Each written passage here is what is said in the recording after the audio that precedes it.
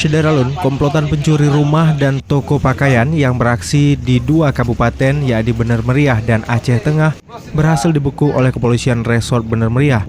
Setidaknya 5 tersangka kini berhasil diamankan. Dalam konferensi pers yang digelar oleh Polres Bener Meriah di Polsek Wih Pesam, dijelaskan kelompok tersebut telah beraksi di dua kabupaten semenjak 5 bulan terakhir di beberapa lokasi yang berbeda dengan menjalankan aksinya pada malam hari. Kejadiannya jam 00 dini hari pada saat mau masuk ke dalam rumah masyarakat dengan ada kesigapan Babin Katimas dan masyarakat di Benerayu melaporkan ke kita ke piket, kita turun ke sana, cuma tinggal mobilnya. Dari hasil pengungkapan di mobil tinggal HP.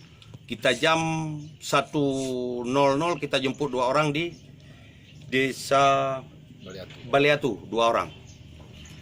Pengembangan dari rekan-rekannya kita sampai di Permata, Pak.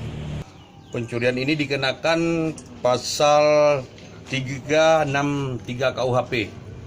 Itu ancaman hukumannya 5 tahun karena pencurian di malam hari. Yang ini untuk selama ini yang sangat meresahkan masyarakat karena operasi orang ini mau 2 kabupaten dan kejadian ini di malam hari.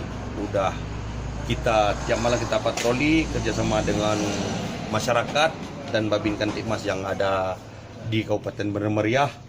Insya Allah dengan kesigapan masyarakat dan informasi dari masyarakat kita bisa mengungkap kasus pencurian yang selama ini di malam hari. Terima kasih, Pak.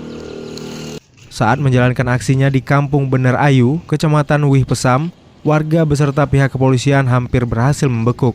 Namun pelaku pencurian berhasil melarikan diri dengan meninggalkan sebuah mobil.